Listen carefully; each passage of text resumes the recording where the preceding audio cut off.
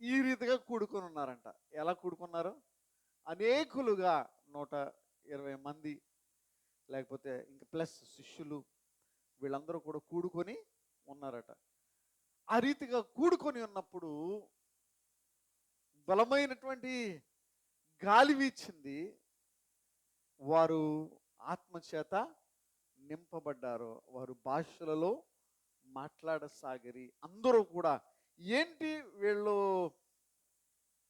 వీళ్ళు రకరకాలైన భాషలతో మాట్లాడుతూ ఉన్నారు ఏంటి అని ఆశ్చర్యపోయారట. ప్రేమ అంటే నాకు రాని భాషతో నేను మాట్లాడుతూ ఉన్నాను, నాకు తెలియని భాషతో నేను మాట్లాడుతూ ఉన్నాను. ఆ రీతిగా దేవుడు వారిని వాడుకున్నాడు. దేవునికి స్తోత్రం, హల్లెలూయా. ఈ దినాన్నే ఆ రీతిగా దేవుని నామములో కూడుకున్నటువంటి బిడ్డల మధ్యలో దేవుని యొక్క ఆత్మ నడిపింపు కావాలి. దేవునికి స్తోత్రం. దేవుని ఆత్మ నడిపింపు మనకే కావాలి.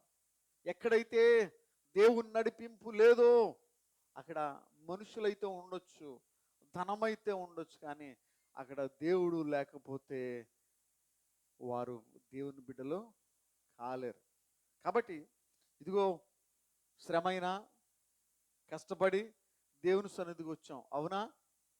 అవునా కదా? శ్రమయ్య కష్టపడి వచ్చారా? ఇష్టంగా దేవుని సన్నిధిలో దేవునికి వందనాలు చెప్పడానికి మనం వచ్చాం. మన మన యొక్క తలంపు అలా ఉండాలి. ఎలా ఉండాలి? ఇష్టంగా దేవుని దగ్గరికి వారమంతా నీ కృపచేతనాన్ని నడిపించి, ఆరోగ్యాన్ని ఇచ్చి, నీవు చక్కగా నడిపించో ప్రభా నీకు వందనాలని చెప్పడానికి దేవుని సన్నిధికి రావాలి. అందుకని రావాలి. అర్థమవుతుందా?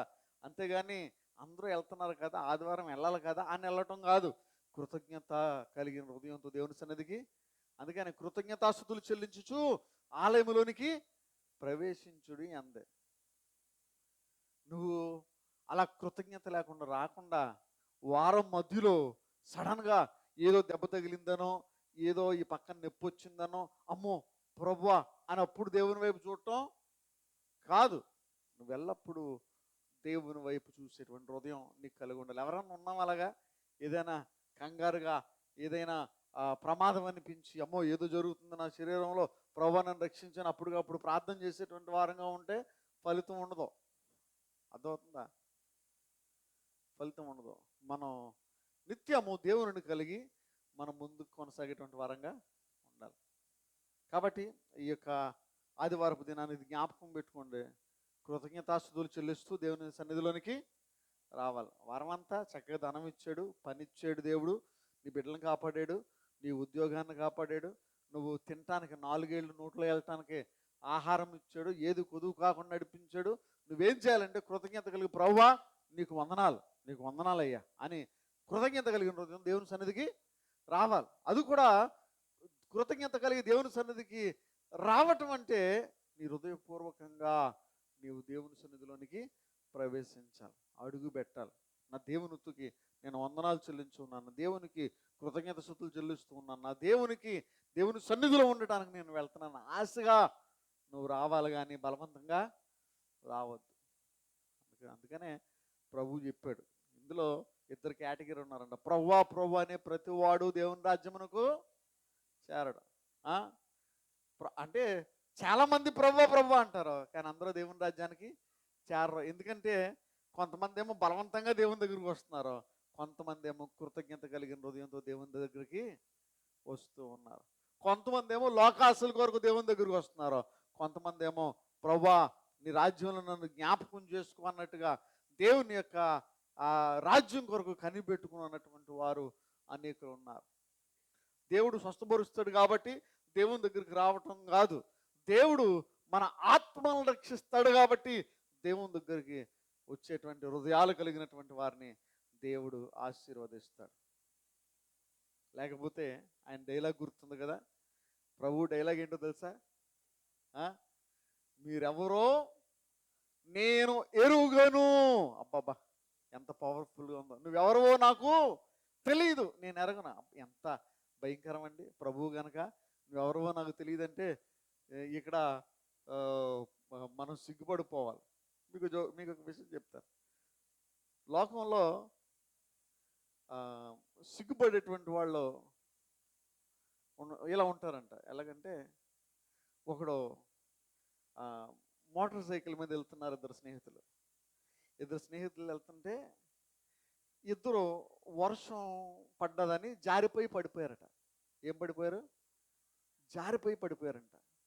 అందులో ముందున్నవాడు ఏం చేశాడంటే, అరే వెనకాల ఉన్నవాడికి ఏం దెబ్బలు తగిలినాయో అని గబగబా వెళ్ళి, ఒరే నీకు దెబ్బలు తగిలినాయా, చేయలేమి ఎరగలేదు కదా, కాళ్ళేమి ఎరగలేదు కదా అని చెక్ చేస్తూ ఉన్నాడంట.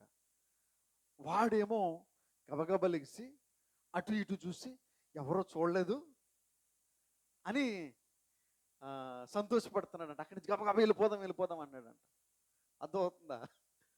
మనం ఎలా ఉన్నామంటే లోకాన్ని చూసి లోకంలో గెలవకపోతే, లేకపోతే లోకములో సిగ్గుపడేటువంటి వారంగా ఉన్నాం. కానీ మనం గ్రహించవలసినటువంటి విషయం ఏంటంటే, మనం దేవుని ఎదుట దేవునిని అంగీకరించడానికి సిగ్గుపడకుండా ఉండాలి. దేవునికి స్తోత్రం, హల్లెలూయా. మనం ఇన్స్టెడ్ ఏం చేస్తున్నామంటే లోకాన్ని చూసి భయపడుతూ ఉన్నాం, లోకాన్ని చూసి సిగ్గుపడుతూ ఉన్నాం, లోకం చూసి మనం ఎక్కడున్నామో అక్కడే ఉండిపోతూ ఉన్నాం.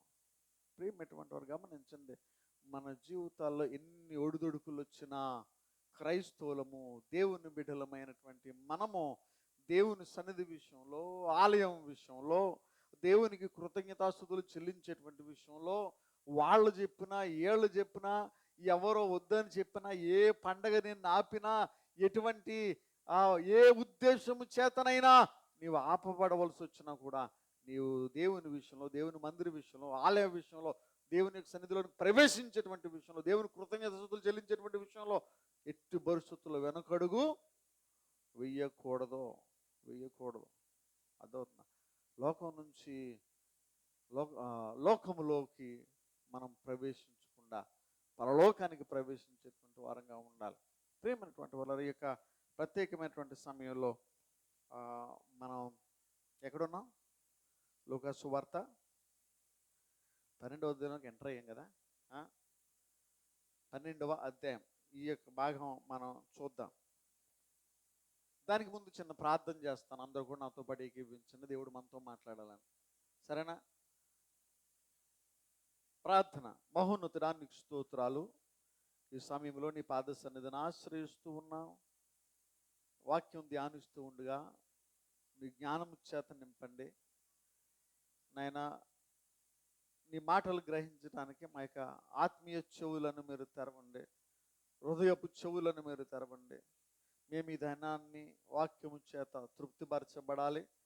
మేము నీ యొక్క వాక్యంలో మా జీవితాలు కట్టుకోవాలి. కృప చేత నింపండి. యేసుక్రీస్తు నామములో ప్రార్థించి బ్రతిమలాడి వేడుకొనుచు ఉన్నాం పరమ తండ్రి, ఆమేన్. లూకా సువార్త 12వ అధ్యాయము.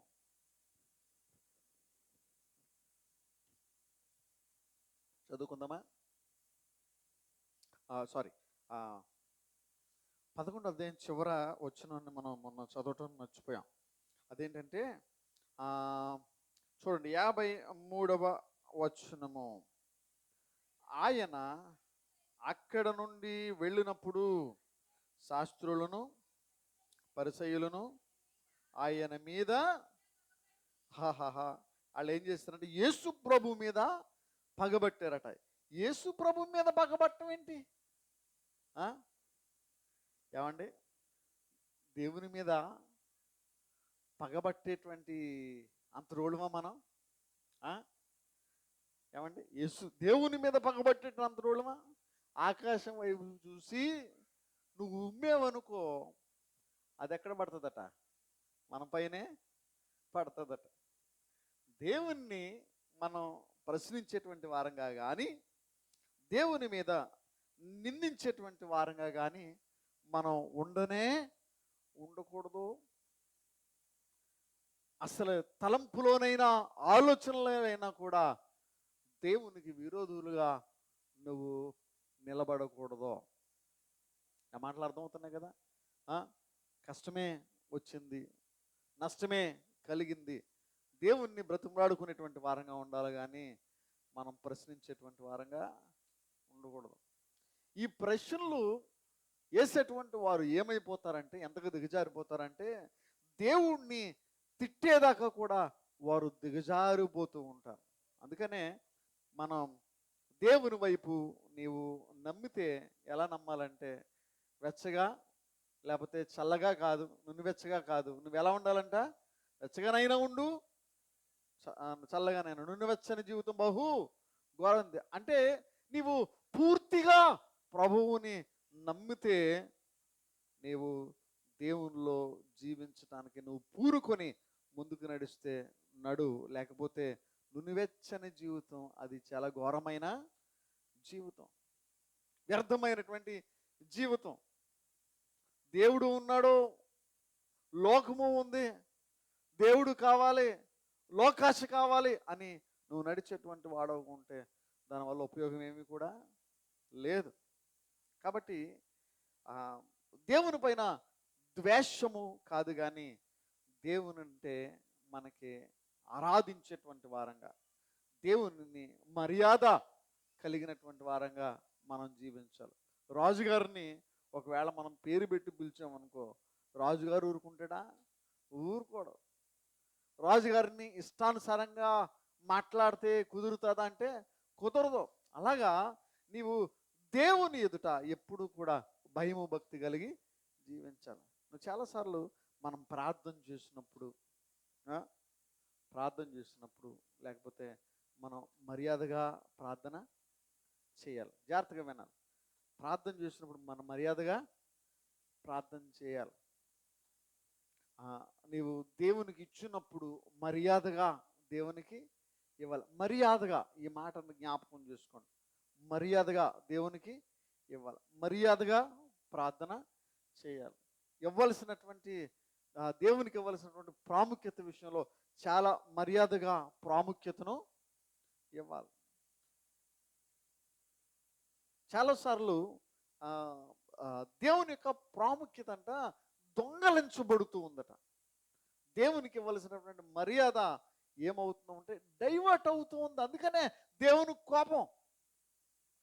ఇజ్రాయేలు చెరలోకి వెళ్ళిపోవటానికి కారణం ఏంటో తెలుసా? ఇజ్రాయేలీలు బానిసలుగా వెళ్ళిపోవడానికి కారణం ఏంటో తెలుసా? దేవునికి చేయవలసినటువంటి మర్యాద విషయంలో దేవునికి లోపడకుండా జీవించి భయపడక జీవిస్తున్నటువంటి వారిని దేవుడు కోపించినప్పుడు వారు చాలాసార్లు శిక్షించబడ్డారు.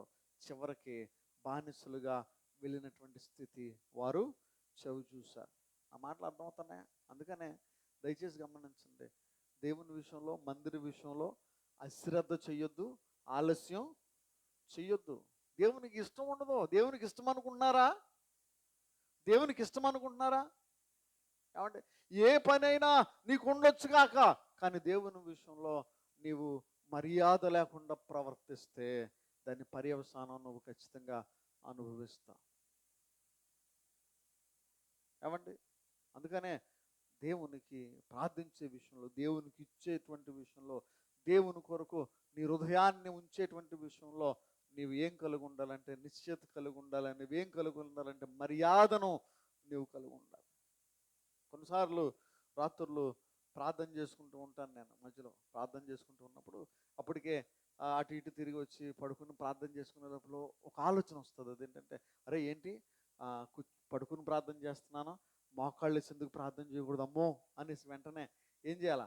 లెగిసి మోకాళ్ళు వేసి అది దేవుడు తలంపు వచ్చేటప్పటికి నీకు స్ట్రైక్ అవ్వాల్సినటువంటి విషయం ఏంటంటే, నీవు దేవుని విషయంలో ఆలస్యం, అశ్రద్ధ, శ్రద్ధ లేని విధంగా నువ్వు జీవించడానికి వీలు లేదు.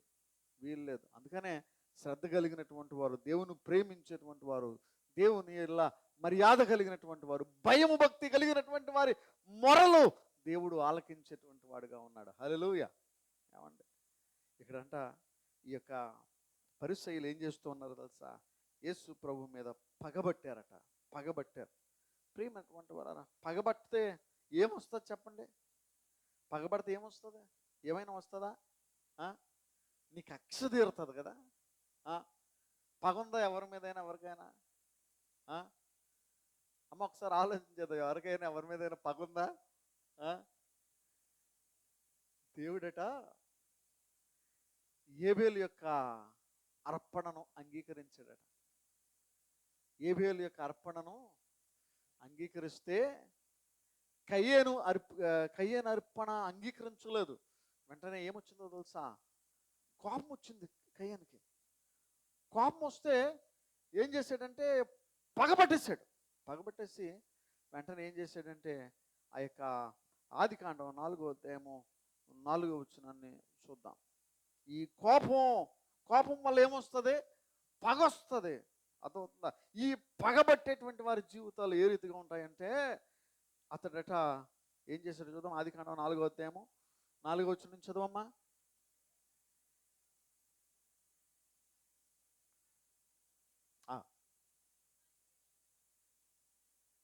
యెహోవా ఏబేలును తన అర్పణను లక్ష్యపెట్టెను. తర్వాత కయ్యేనును అతని అర్పణను ఆయన లక్ష్య పెట్టలేదు. ఎందుకంటే ఇక్కడ కూడా మీరు గమనించాలి, ఏబేలు చేసేటువంటి అర్పణలో హృదయం ఉంది, ఏబేలు చేసేటువంటి అర్పణలో జాగ్రత్త ఉంది, ఏబేలు చేసేటువంటి అర్పణలో మర్యాద ఉంది, ఏబేలు చేసేటువంటి అర్పణం దేవునికి ఇష్టమైంది. కానీ కయ్యేనుని తన అర్పణను దేవుడు అంగీకరించలేదు. ఎందుకంటే మర్యాద లేదు, మనస్సు లేదు, శ్రద్ధ లేదు, ఎప్పుడూ ఆలస్యమే. అందుకని దేవుని గంట హృదయపూర్వకంగా చేసేటువంటి వారి మొర వాళ్ళకి హృదయపూర్వకంగా కృతజ్ఞత స్తుతులు చెల్లించేటువంటి వారంగా మనం ఉండేటువంటి వారిని దేవుడు వారి అర్పణను వారిని అంగీకరిస్తాడు. కానీ నువ్వు హృదయపూర్వకంగా భయం లేకుండా, భక్తి లేకుండా, మర్యాద లేకుండా, శ్రద్ధ లేకుండా నీవు ఉన్నప్పుడు నీ అర్పణను అంగీకరించేటువంటి వాడిగా ఉండడం. అయితే ఇక్కడ గమనించండి, ఏబేలు అర్పణను దేవుడు అంగీకరించాడు, కయ్యేను అర్పణను అంగీకరించకపోతే అప్పుడు కయ్యేనుకి ఏమొచ్చింది? మిక్కిలి ఏంటంట, అది పిచ్చి కోపం వచ్చిందని చెప్పాలా. చాలా కోపం వచ్చిందంట. కోపం వచ్చి ఏం చేశాడో తెలుసా? తన ముఖము ఏం చేశాడు? చిన్నబుచ్చుకున్నాడు. ముఖం చిన్నబుచ్చుకున్నాడు. ప్రియమైనటువంటి వాళ్ళారా, చూడండి, కోపం వచ్చిందంట, ముఖము చిన్నబుచ్చుకున్నాడు. వీళ్ళు ఏం చేస్తారంటే కోపం వచ్చినప్పుడు ఏం తెలియనట్టు సైలెంట్గా ఉంటారో, ఛాన్స్ వచ్చినప్పుడు ఏం చేస్తారు? వాళ్ళు అసలు నమ్మొద్దు. అర్థమవుతుందా? మౌనంగా ఉండేటువంటి వాళ్ళని నమ్మొద్దు. చిన్నబుచ్చుకున్నాడంట, మౌనం అయిపోయాడంట, ఏం తెలియనట్టున్నాడంట. వెంటనే ఏమైంది? యెహోవా ఓకే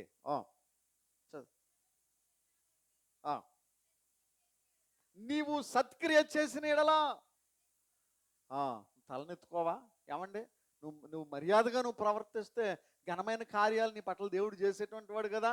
నీవు ఘనంగా దేవునికి అర్పణ అర్పిస్తే నీ జీవితంలో ఘనమైనటువంటి కానుకలు దేవుడు నీకు ఇచ్చేటువంటి వాడు కదా, ఆశీర్వాదం నీకు ఇచ్చేటువంటి వాడు కదా. నువ్వు ఘనపరిస్తే నువ్వు ఘనపరచబడతావు. నువ్వు నన్ను ఘనపరచలేదు, నువ్వేం చేయలేదు? ఘనపరచలా. ఎప్పుడు చూసినా అశ్రద్ధ, ఎప్పుడు చూసినా అమర్యాద, ఎప్పుడు చూసినా నీవు దేవుని కొరకు ఆలోచన కలిగిలో. అందుకనే దేవుడు కయ్యని అర్పణనే అంగీకరించి నువ్వు తలెత్తుకోలేకపోతున్నావు. ఎందుకు తెలుసా? నీవు ధైర్యంగా నిలబడలేకపోతున్నావు, ధైర్యంగా నన్ను అడగలేకపోతున్నావు. ఎందుకు తెలుసా? నీకు నా మీద ప్రేమ లేదు.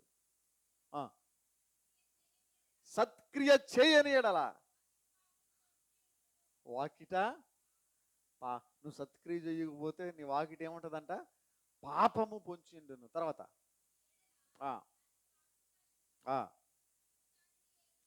ఓకే, తర్వాత కయ్యను తన తమ్ముడైన ఏబేలుతో మాట్లాడినా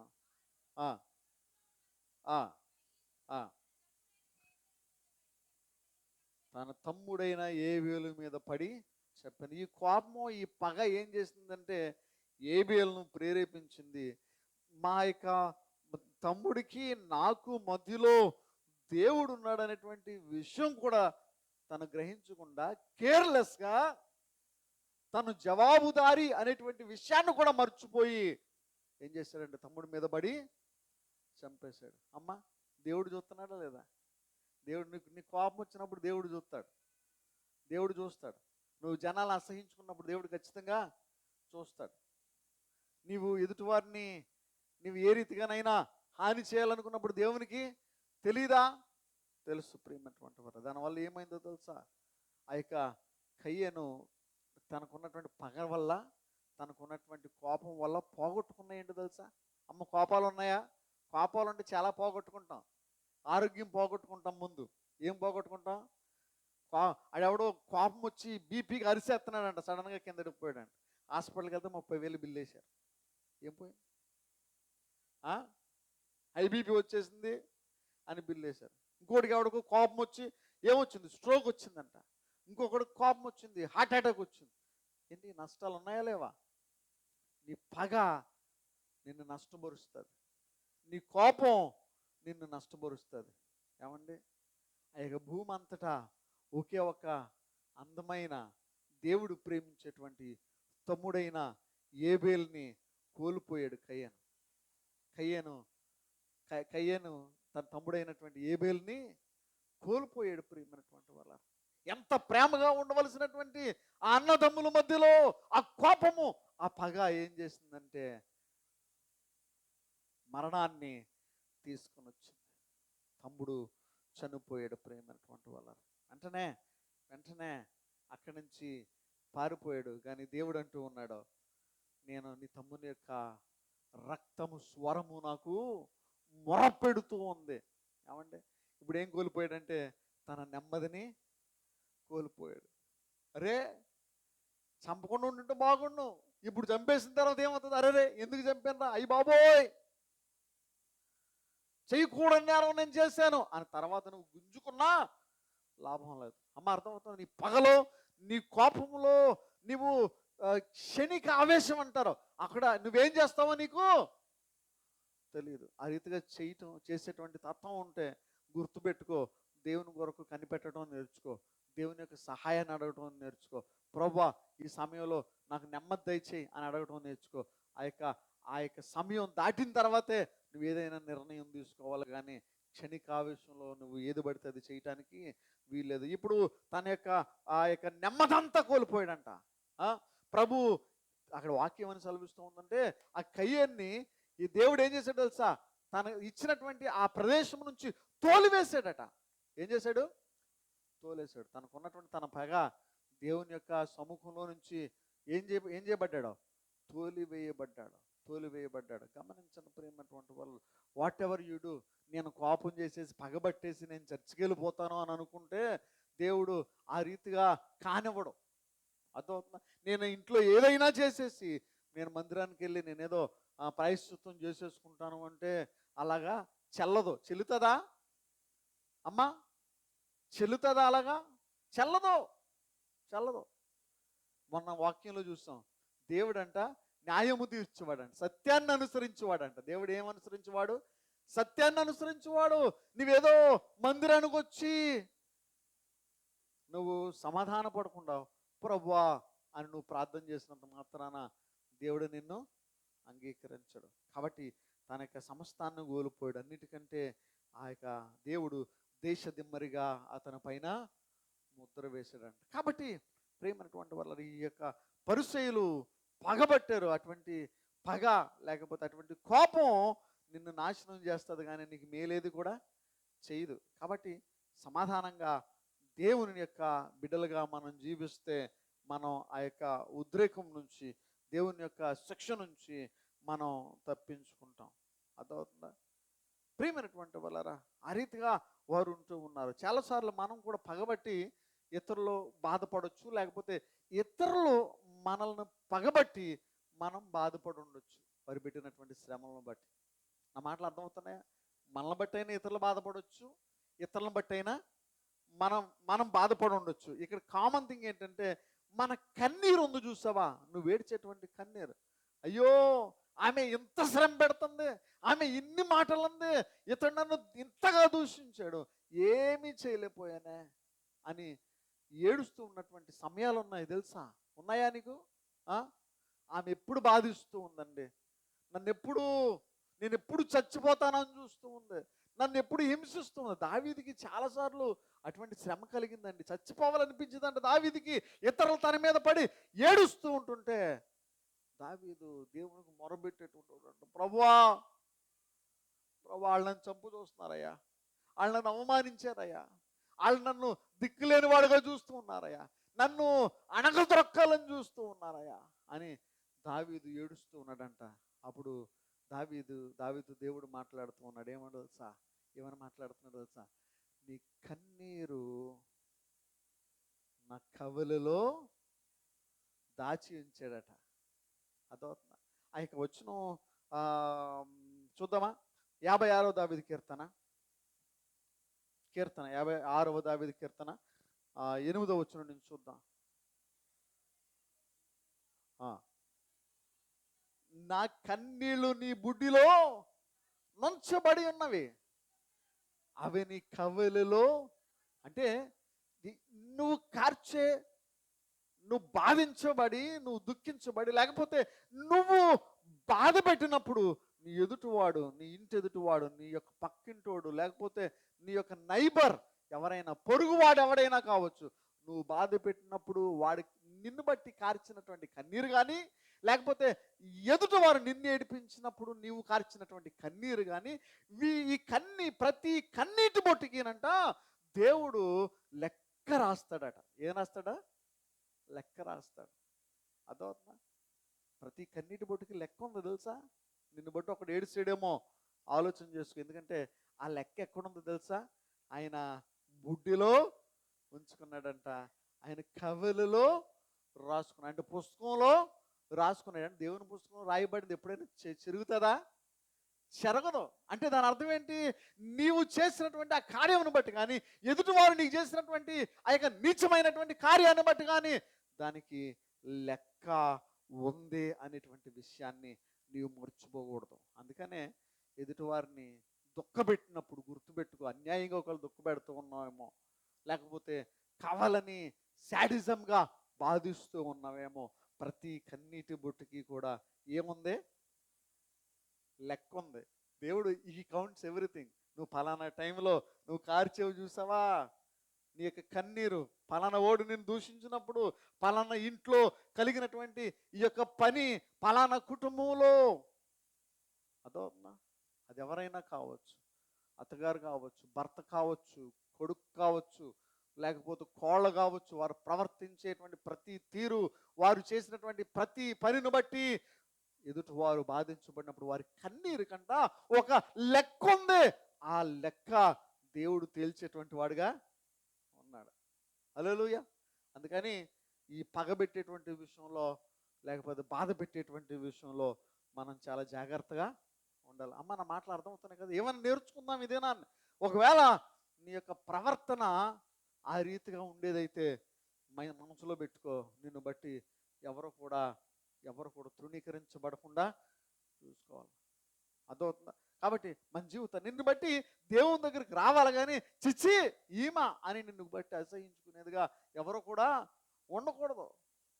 ప్రేమటువంటి వారు ఎట్టి జీవితాన్ని జీవిస్తున్నామో ఆలోచన చేసుకోవాలి. దేవుడు ప్రతి కన్నీటి బొట్టుకి ఆయన లెక్క రాస్తూ ఉన్నాడు. కాబట్టి జాగ్రత్తగా ఉండాలి. ప్రేమటువంటి వాళ్ళు ఇక్కడ 12వ అధ్యాయంలో ఇక్కడ ప్రభు ఏమంటాడంటే, చూడండి అక్కడ అంటూ ఉన్నాడు, ఏమంటూ ఉన్నాడంటే,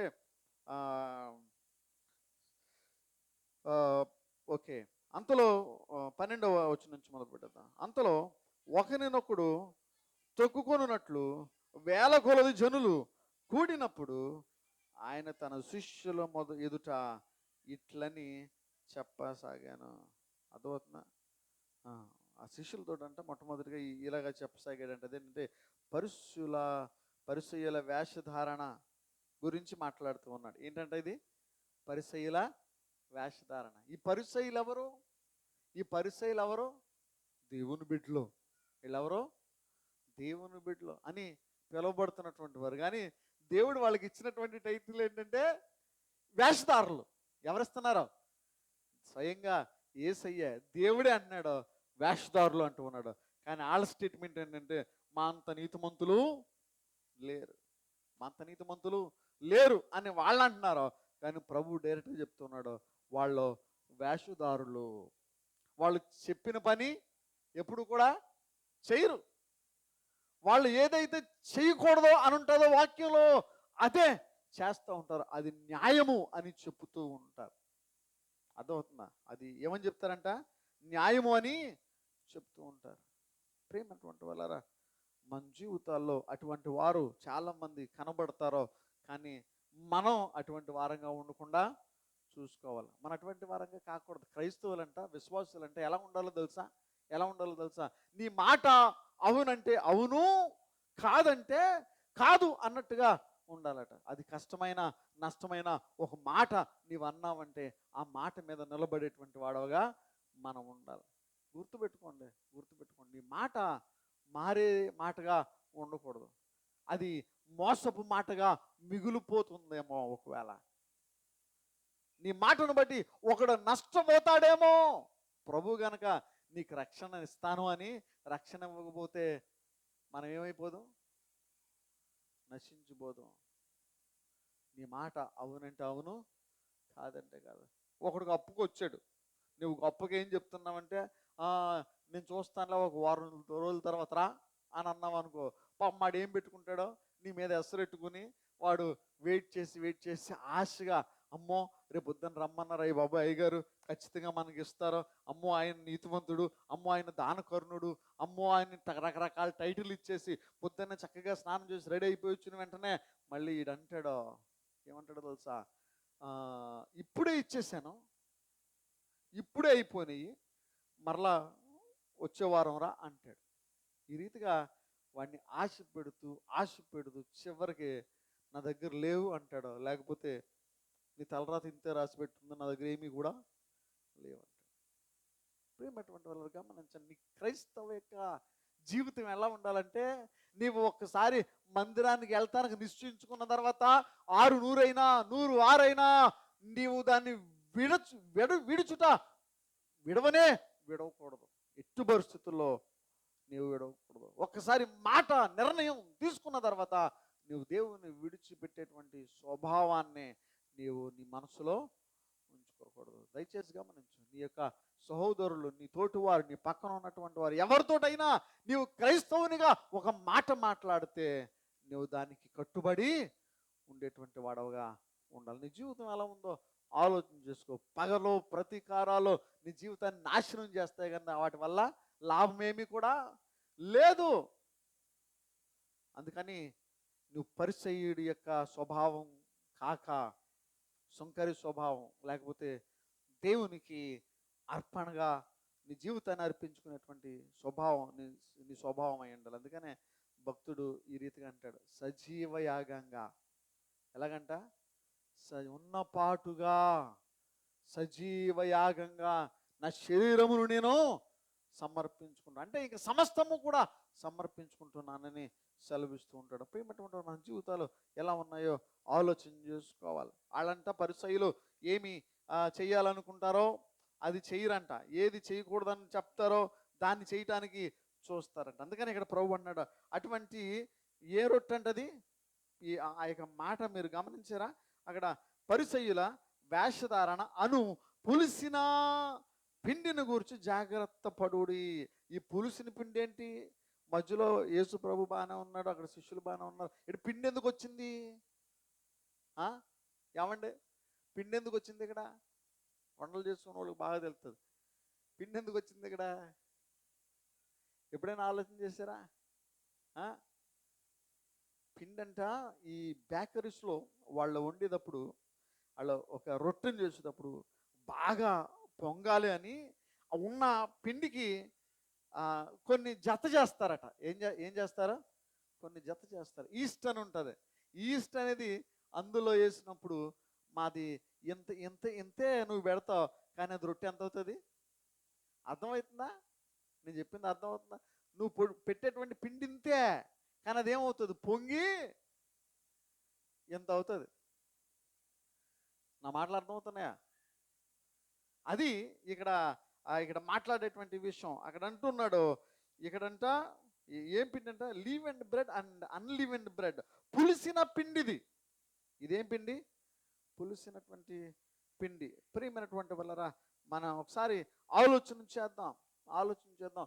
ఈ పులిసినటువంటి పిండి ఈ యొక్క పరిసయ్యుల్ని పులిసినటువంటి పిండితో పోలుస్తున్నారు. ఎలాగైతే ఈ పిండి అది ఇది కలపబడి అది ఒక రూపు తెచ్చుకుంటుంది, అలాగా వీళ్ళట ఈ పడుసయ్యులు నీతికి న్యాయానికి అన్యాయాన్ని జోడి చేసి వీరేం చేస్తారంటే వారి కాని మాటలను జోడి చేసి వారి జీవితాన్ని జీవిస్తూ ఉంటారు. గొప్పగా కనబడుతూ ఉంటారు, కానీ వారిలో వాస్తవానికి నిజాయితీ లేదు. వారిలో వాస్తవానికి నీతి అనేదే లేదు. వారిలో నిత్యము పగబట్టేటువంటి తనము, వారిలో నిత్యము కోపము, వారిలో నిత్యము అధికార దాహము, వారిలో నిత్యము ఏలాలి అనేటువంటి ఆలోచన. అర్థమవుతుందా? దానికి వీళ్ళు ఏం చేస్తున్నారంటే పరిశుద్ధత అనే పేరు పెడుతున్నారు, వాక్యం అనేటువంటి పేరు పెడుతున్నారు, దేవుడు అనేటువంటి పేరు పెడుతున్నారు. కానీ వారిలో కలిసిందంతా ఏంటి? పులిసిపోయింది. ఏంటది? నా మాటలు అర్థమవుతున్నాయా? జాగ్రత్త గమనించడానికి ప్రయత్నం చేయండి. కాబట్టి ఈ యొక్క పులిసిన పిండి వంటి ఈ యొక్క ఎవరినంటూ ఉన్నాడు? ఈ యొక్క పరిసయ్యుల్ని అంటూ ఉన్నాడు. ప్రియమైనటువంటి వారంట చూడండి, పరిసయ్యుల వేషధారణ అను పులిసిన పిండిని గురించి మీరేం చేయాలంట? జాగ్రత్త పడుడి. ప్రియమైనటువంటి వాళ్ళని గమనించండి. ఆ యొక్క చాలా సంఘాల్లో ఏం చెప్తారు తెలుసా? ఈ బలలో పాలు పొందే ముందు కొన్ని చాలా వరకు సంఘాల్లో ఏం చేస్తారంటే ఈ యొక్క పులిసిన పిండితో కాదు కానీ పులి అని పిండితో రొట్టెలు చేయమంటారు. ఎందుకంటే అది ఉబ్బుతో, అదేం చేయదు, ఉబ్బుతో క్రాకర్స్ లాగా ఉంటాయంట, టిపి అని ఇరుగుతూ ఉంటాయి.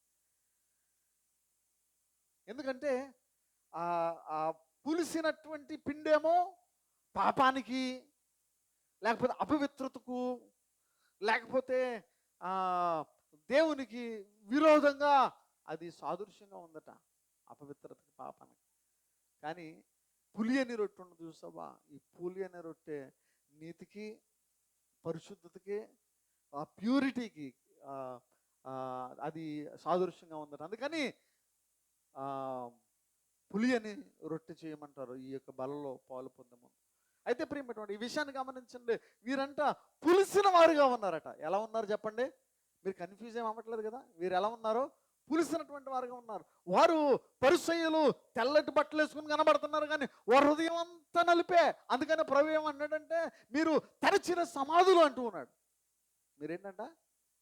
సున్నము కొట్టిన సమాధులు. పైకి తెల్లగా కనబడుతున్నాయి కానీ లోపలంతా కూడా కుళ్ళే వాసనే. అర్థమవుతుందా?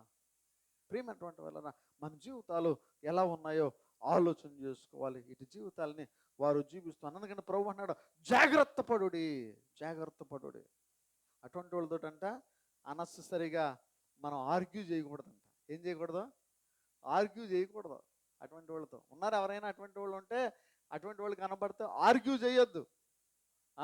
చాలామంది వేరు తెగలవారు మన ఇంట్లోకి వస్తూ ఉంటారు.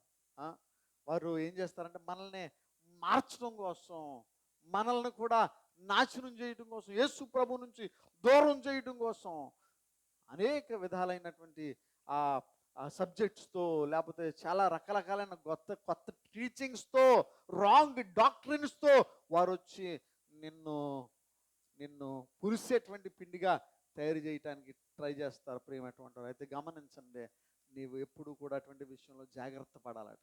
ఏం పడాలి? అటువంటి వాళ్ళు వస్తే రానవద్దు. ఎందుకంటే వారు నీ విశ్వాసాన్ని పాడు చేస్తారు, నేను దేవుని దగ్గర నుంచి దూరం చేస్తారు. అందుకని అటువంటి వాళ్ళని రానవద్దు. వాళ్ళతోటి మాటలు పెట్టుకోవద్దు, వాళ్ళతోటి అన్నెసెసరీ ఆర్గ్యుమెంట్ చేయొద్దు. నీవు దేవుని విషయంలో కొనసాగుతూనే వెళ్ళిపోవాలి. అందుకని ఇక్కడ అంటున్నాడు, వాళ్ళ విషయంలో జాగ్రత్త పడండి. వాళ్ళ విషయంలో ఏం పడాలంట? జాగ్రత్త పడండి. వాళ్ళతో ఆర్గ్యుమెంట్ వద్దు, కానీ నీ జీవితాన్ని నువ్వేం చేయాలా? దేవునిలో కొనసాగించేటువంటి వాడవగా నువ్వు నేను జీవించాలి. ప్రియమైనటువంటి వల్ల ఎటువంటి జీవితాన్ని మనం జీవిస్తూ ఉన్నామో ఆలోచన చేసుకుందాం. ఈ యొక్క 2-3 వచనాలు మనం చూద్దాం. ఏమండి, మరుగైనదేదియో బయలుపరచబడక పోదు. రహస్యమైంది ఏది కూడా చూడండి, ఇక్కడ చూడండి, ఇక్కడ ప్రభు సెలవు మరుగైంది. ఏమండి, మనం చాలా చేయొచ్చు, ఏదైనా చేయొచ్చు, కానీ ఇక్కడ అంటున్నాడు మరుగైంది అని అనుకున్నదంట బయలుపరచబడిపోద్దంట. రహస్యమైనది అని అనుకున్నదే ఏం చేయబడుతుందంట? తెలియబడుతుందంట. ఒకరోజు హాస్టల్లో ఒక పిల్లలు రోజు కూడా దొంగతనం చేస్తూ ఉన్నారంట. ఆ యొక్క బ్యాక్ యార్డ్లో ఉన్నటువంటి మామిడికాయలు దొంగతనం చేస్తూ ఉన్నారంట. ఏం చేస్తున్నారు? దొంగతనం చేస్తూ ఉన్నారు. ఈ టీచర్ రోజు చూస్తూ ఉన్నాడు, కానీ ఏం మాట్లాడలేదు. చాలా కాలం అయిన తర్వాత ఆ స్కూల్ చివరికి వచ్చిన తర్వాత ఒకరోజు అందరినీ కూర్చోబెట్టి ఆ యొక్క టీవీ షో వేస్తూ ఉన్నారంట. హాస్టల్లో టీవీ షో వేస్తూ ఉన్నారు. టీవీ షోలో దొంగతనం చేసినోడు ఫోటో ఆ టీవీ షోలో పెట్టాడట. ఆయన ఆ టీవీ షోలో ఏం చేశాడు? పెట్టాడు. అప్పుడు వరకు ఈ దినాలన్నీ ఎవరు దొంగతనం చేశారా అంటే మాకు తెలియదు అన్నటువంటి ఆ యొక్క కుర్రోళ్ళు ఆ టీవీ షో ఆ వీకెండో లేకపోతే అదే చివరి వారంలోనో లేకపోతే ఆ స్కూల్ అయిపోయిన సమయంలోనో ఆ టీవీ షో అందరూ ఇష్టంగా వచ్చి కూర్చొని చూసేటుంటారంట. హాస్టల్ వాళ్ళు అందరూ కూడా టీవీ పెడతారు కదా అని ఆ టీవీలో ఎవరెవరైతే దొంగతనం చేశారో, ఎవరెవరైతే రహస్యంగా చేశారో, ఎవరెవరైతే ఇది రహస్యం అనుకున్నారో అవన్నిటిని కూడా ఆ టీవీలో ఆ ఫోటోల రూపంలో అవి వేయబడ్డాయట.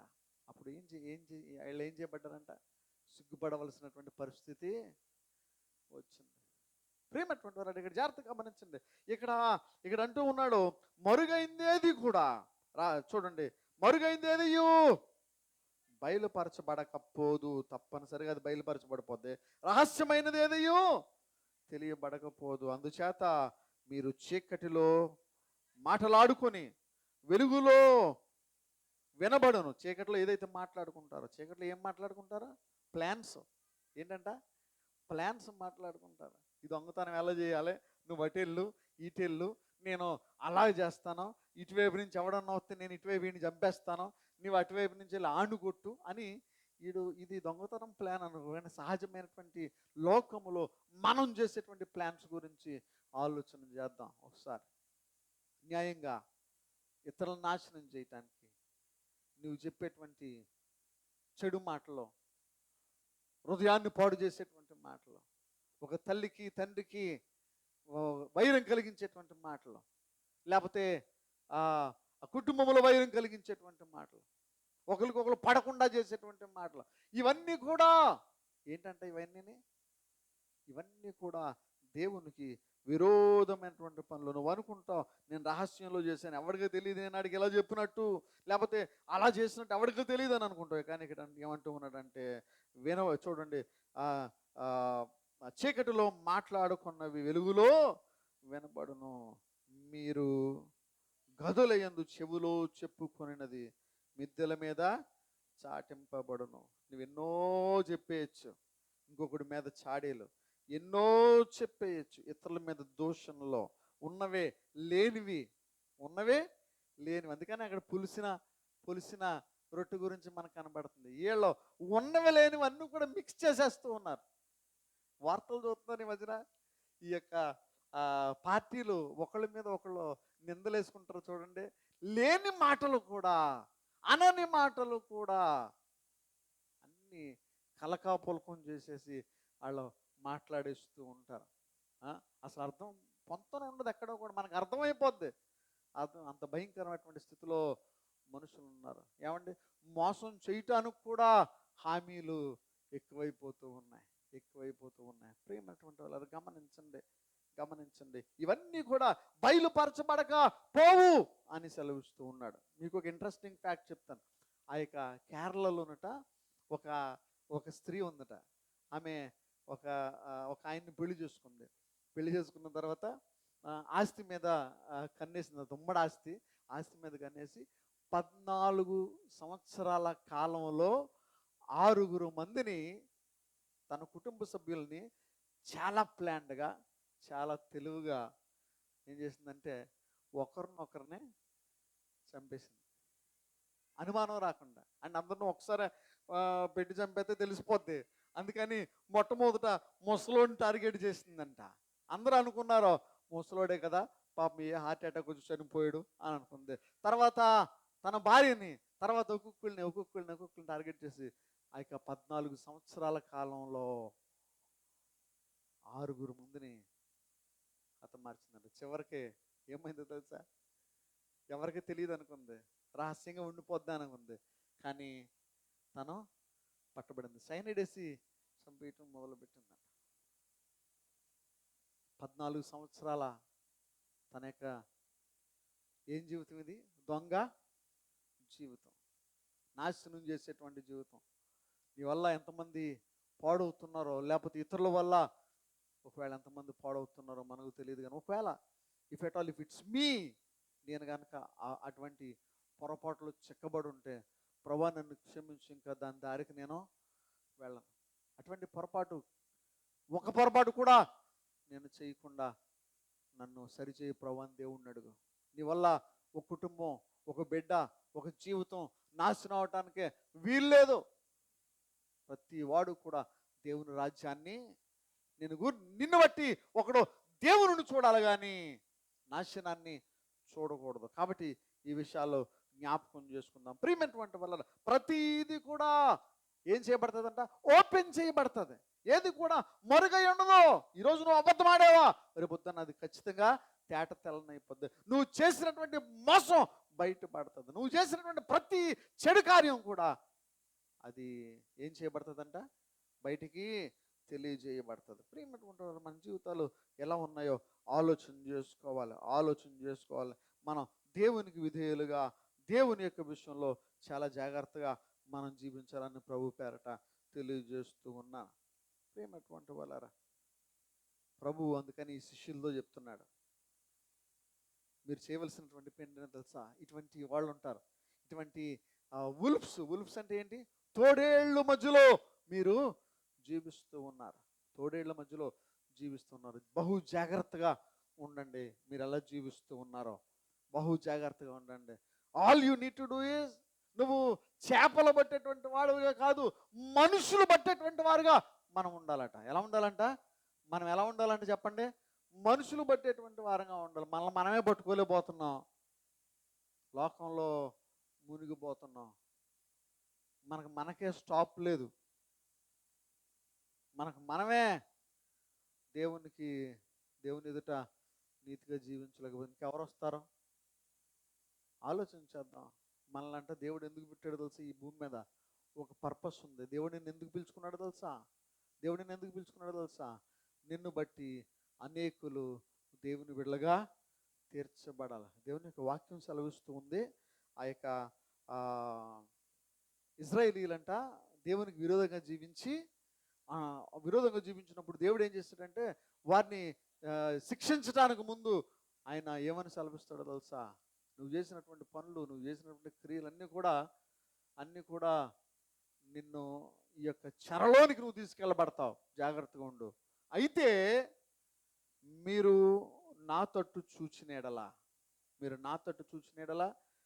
ఏది న్యాయమైందో, ఏది చెడైందో మీరు తెలుసుకొని నా దగ్గరికి మీరు వచ్చినప్పుడు నేను మిమ్మల్ని ఆదరిస్తాను. అప్పుడు మీరు నా బోరయ్యుందురు. ఏంటంట?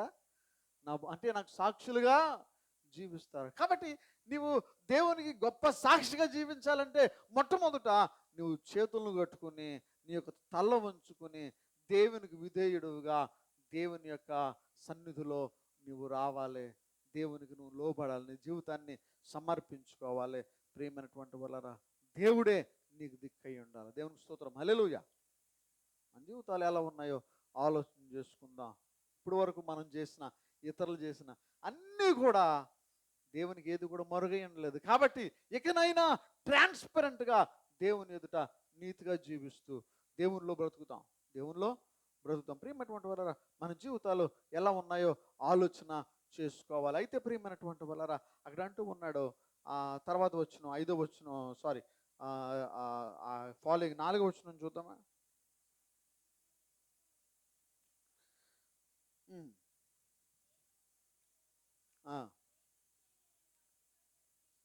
ఈ దేహమును చంపిన తర్వాత ఏమంటే ఉన్నది ప్రాణం, అన్నీ పోయినాయి, ఇంకా ప్రాణం ఒకటి మిగిలింది.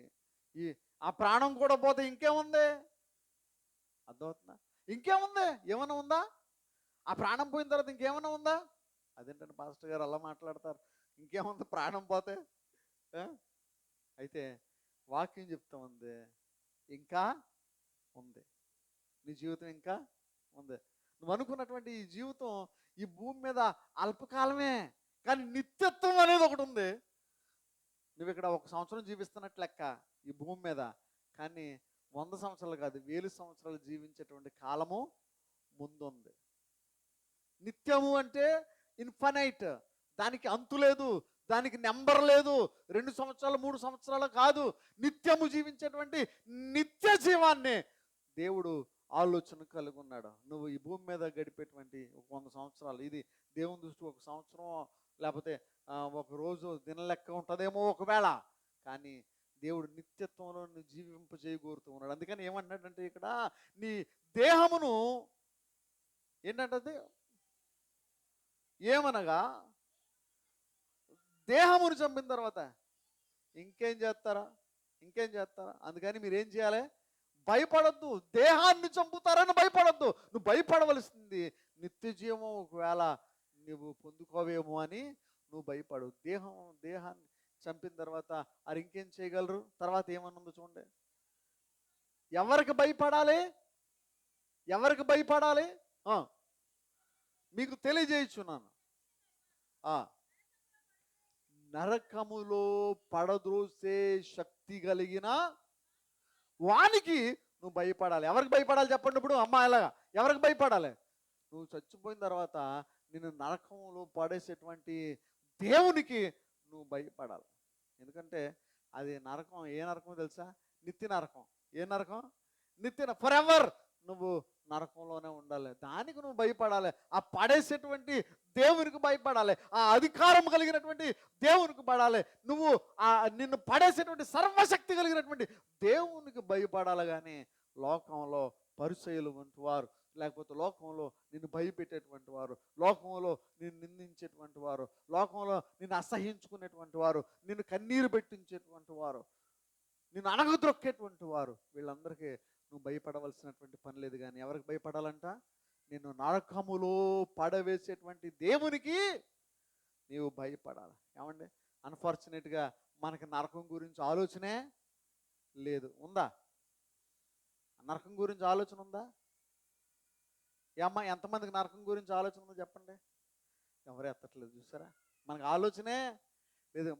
మన తలంపు ఏంటంటే, అబ్బా భలే బ్రతికేస్తున్నాం, ఎండాకాలంగా ఉందే, ఎండ ఎక్కువైపోతుంది, ఈ ఎండకే మనం ఆలోచన కలుగును, అమ్మో మాడిపోతున్నాం, అమ్మో ఏంటి ఏమంటారు దాన్ని, పేలిపోయింది, అమ్మో నల్లగా అయిపోయింది అని బాధపడుతున్నాం. కానీ నిత్యం నువ్వు అరిచి ఏడ్చిన తప్పజాలని ఆ యొక్క నరకం గురించి ఎప్పుడైనా ఆలోచన చేసావా? ఆ దేవునికి భయపడాలంట. ఆ నరకం గురించి నువ్వు ఆలోచన చేయాలి. అర్థమవుతుందా?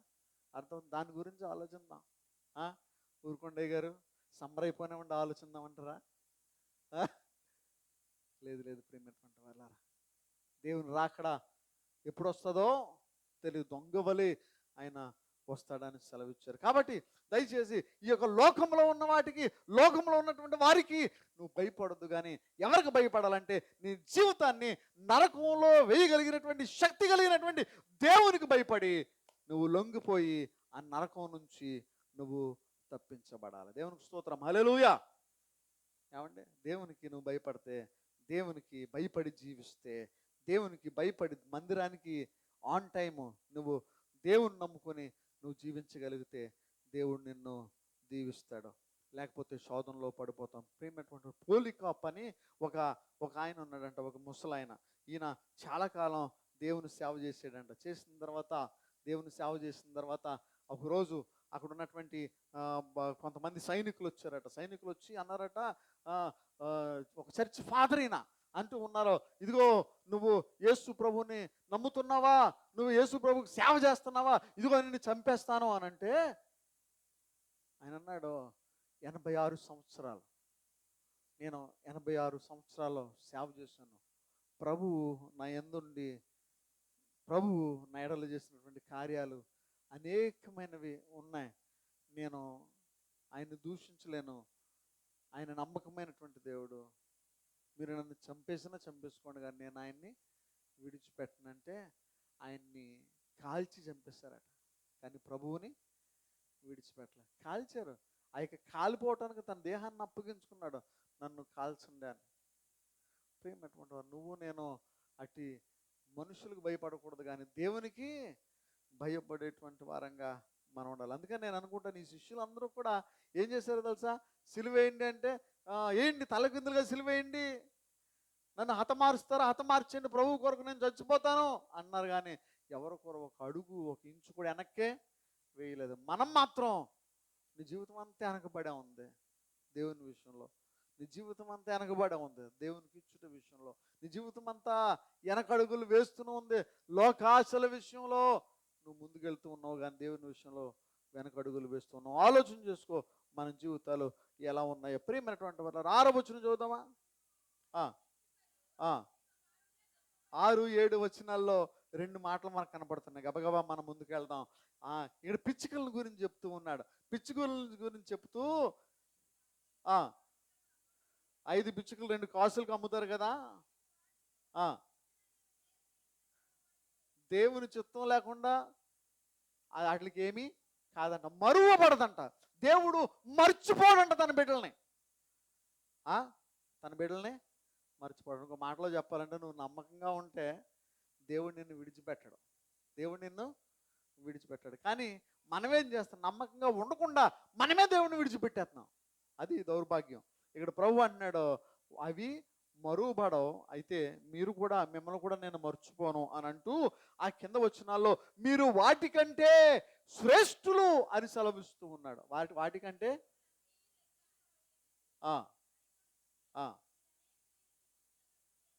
మీరు అనేకమైన పిచ్చుల కంటే,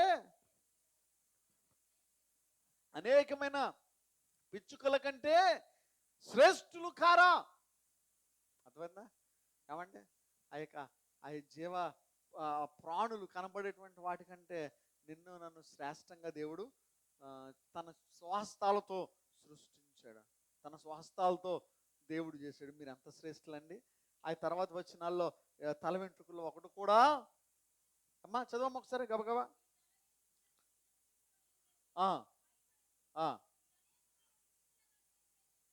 మీ తల వెంట్రుకలు కూడా ఏం చేయబడ్డాయంట? లెక్కించబడిని. అర్థమవుతుందా? నేను అనుకుంటాను, తల వెంట్రుకలో లెక్కిస్తే దేవుడు మన పాపాలు ఏదైనా మరుగై ఉంటాయా? ఏదైనా మన గురించి తెలియదు ఏదైనా ఉందా ప్రభుకి? మన ఎంట్రుకలు మనకు తెలియదు, కానీ మన ఎంట్రుకలు అంట దేవుడికి లెక్క ఉన్నాయంట. అది రోజుకి ఎన్ని ఊడిపోతాయో కూడా మనకు తెలియదు, ఎన్ని ఊడినాయో కూడా ఆయనకి తెలుసు అంట. అటువంటిది మన గురించి ఏది మరుగైంది, ఏదైనా మరుగైందా? అందుకని అన్నీ కూడా తేబడతాయి.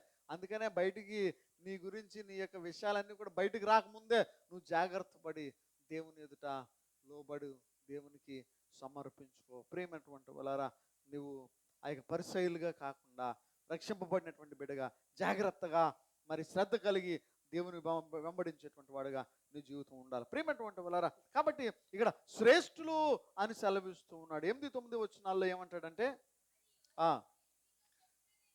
చూడండి మీరు, ఓకే, ఇక్కడ మనం నేర్చుకోవాల్సినటువంటి విషయం. మరియు నీతో మేము చెప్పినదేమనగా, నన్ను మనుష్యుల ఎదుట ఒప్పుకొని వాడెవడో,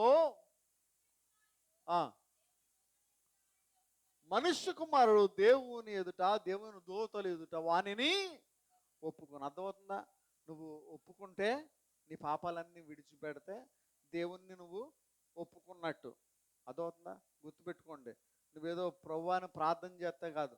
దేవుణ్ణి ఒప్పుకుంటాం అంటే దాని అర్థం ఏంటంటే లోకాన్ని విడిచిపెట్టడం, పాపాన్ని విడిచిపెట్టడమే దేవుణ్ణి ఒప్పుకోవటం. అంతేనా? అర్థమవుతుంది కదా? అది does it make any sense? మీకు అర్థమవుతుందా?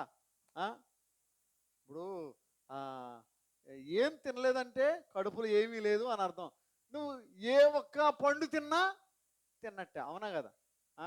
ప్రభువుని అంగీకరించడం అంటే ఏంటంటే లోకాన్ని విడిచిపెట్టడం. ఎందుకంటే లోకంతో మీకు స్నేహం, నాకు ఇట్స్ ఆపోజిట్ టు మీ, అది నాకు వైరం, నాకు అది పడదు, నాకు అది వద్దు అని ప్రభు సెలవిస్తు. లోకంతో స్నేహం నీకుంటే నువ్వు నాకు వద్దు అని సెలవిస్తున్నాడు. అట్టి దేవుడు సెలవిస్తున్నటువంటి మాట ఏంటంటే నువ్వు నన్ను ఏమంటంట నమ్ముకుంటే, నువ్వు నన్ను అంగీకరిస్తే నేను దేవుని ఎదుర, దేవుని దూతల ఎదుర నేను అంగీకరిస్తాను. గమనించండి, అది పరిచయలాగా వేషధారులాగా మన జీవితాలు కాదు, కానీ భయపడక దేవునికి భయపడేటువంటి వారంగా మనం ఉంటూ, అదవుతుందా?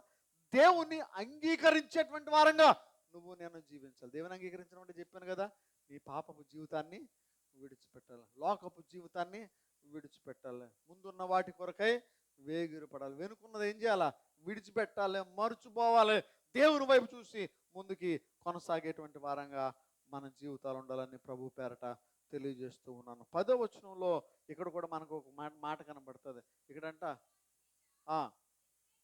మనుష్య కుమారుని మీద వ్యతిరేకంగా ఒక మాట, పాప క్షమాపణ కలుగును కానీ పరిశుద్ధాత్మను దూషించే వారికి. ఇక్కడ రెండు విషయాలు మనం గమనించాలి. ఒకటే, ఇక్కడ ఏమంటున్నాడంటే మనుష్య కుమారుణ్ణి దూషిస్తే ఏముంది? శిక్ష ఉంది. ఏముంది? శిక్ష ఉంది. శిక్ష ఉంది. కానీ నువ్వు ప్రభువా నన్ను క్షమించయ్యా, నీ ఎళ్ళ నేను తప్పుగా మాట్లాడాను అని అంటే దేవుడు క్షమిస్తాడు. కాబట్టి దాని అర్థం ఏంటంటే దేవుని మీద కూడా నీ ఇష్టానుసారంగా నువ్వు నిందేయద్దు, ఇష్టానుసారంగా నువ్వు మాట్లాడద్దు. అర్థమవుతుందా? మాట్లాడద్దు. ఒకవేళ మాట్లాడితే దేవుడిని అడుగు, దేవుడిని క్షమిస్తాడు. కానీ ఇక్కడ ఇంకో మాట ఉంది, పరిశుద్ధాత్మను దూషించేటువంటి వారికంట క్షమాపణ కూడా ఇది డైరెక్ట్ ఎక్కడికే? నరకం. డైరెక్ట్ నరకం. దయచేసి సాహసం చేయొద్దు, సాహసం చేయదు. దేవుని ఆత్మను దేవుని సన్నిధిలో మరి దేవుని యొక్క వాక్యం సెలవిస్తూ ఉంది, 2-3 నామమున కూడి ఉన్న వారి మధ్యలో నేను ఉంటానని సెలవిచ్చాడు. అంటే ఎవరున్నారు మనతో? ఆదరణకర్త దేవుడు తన యొక్క ఆత్మను మన మధ్యలో ఉంచుతూ ఉన్నాడు. ఇలాగ దేవుడు మన మధ్యలో ఉన్నప్పుడు నువ్వు బయట తిరుగుతూ బయట కూర్చొని నువ్వు ఆలస్యంగా వచ్చి, అశ్రద్ధగా వచ్చి, నువ్వేదో ఇష్టం లేనట్టుగా వచ్చి, నీకు నువ్వుగా ఏది పడితే అది మాట్లాడితే అది ఆత్మదోషణ అయిపోద్దేమో ఒకవేళ. జాగ్రత్త. మనం దేవుని ఆశ్రయించినటువంటి వారంగా మనం ఉండాలి. ప్రియమైనటువంటి వారు, బైబిల్లో చాలామంది దేవుని యొక్క ఆత్మను దూషించినటువంటి వారు ఉన్నారు. ఆత్మవశుడై ఏం చేశాడు తెలుసా? దావీదు నాట్యం చేస్తున్నాడంట. నాట్యం చేస్తుంటే ఆ యొక్క భార్య, అక్కడ ఉన్నటువంటి కొంతమంది స్త్రీలు నవ్వారట. దేవుడు ఏం చేశాడు తెలుసా? ఆ గర్భాన్ని మూసేశాడు. అర్థమవుతుందా? కాబట్టి మనం చాలా జాగ్రత్తగా ఉండాలి. దయచేసి మన నోరు మరి దేవుని విషయంలో, దేవుని ఆత్మ విషయంలో బహు జాగ్రత్తగా ఉండాలి. అంత మాత్రమే కాదు, ఇక్కడ అంటున్నాడు, వాళ్ళు ఎవరైనా నిన్ను నిందించి, నిన్ను శిక్షించి, నిన్ను ఒకవేళ ప్రశ్నించడం మొదలు పెడితే గుర్తుపెట్టుకో, వాక్యం ఏమని సెలవిస్తూ ఉందంటే, ఈ పరిసయ్యుల వంటి వారు ఎవరైతే నిన్ను దూషించడానికి ముందుంటారో వారు కనుక వచ్చి నేను దూషిస్తే 11వ వచనంలో ఏమనుందో చూడండి.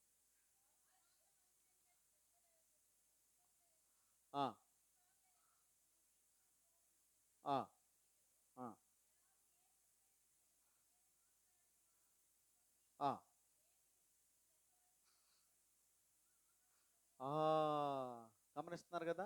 ఇక్కడ ఒకవేళ క్రైస్తవులుగా మనం ప్రభువును ఒప్పుకున్న దాన్ని బట్టి కానీ, లేకపోతే ప్రభువుకు భయపడేదాన్ని బట్టి కానీ, ప్రభు విషయంలో ఎలర్ట్గా ఉండేదాన్ని బట్టి కానీ, ఒకవేళ లోకం లేకపోతే నిన్ను ఎవరైనా యాంబుష్ చేసినప్పుడు, అంటే టార్గెట్ చేసినప్పుడు, ఒక్కదానిగా నిన్ను హింసించడం మొదలుపెట్టినప్పుడు ఒక విషయాన్ని జ్ఞాపకం పెట్టుకో, నువ్వెవరవో దేవుని బిడ్డవు. దేవుడు ఏ రీతిగా నీతో నువ్వు మాట్లాడాలో దేవుడు నీకు నేర్పిస్తాడు. అందుకనే నువ్వేం మాట్లాడతావు అని కంగారు పడొద్దు. పరిశుద్ధాత్మ దేవుడు నీతో మాట్లాడిస్తాడు. నువ్వేం మాట్లాడాలో పరిశుద్ధాత్మ దేవుడు నీకు తెలియజేస్తాడు. దాన్ని బట్టి మాట్లాడు.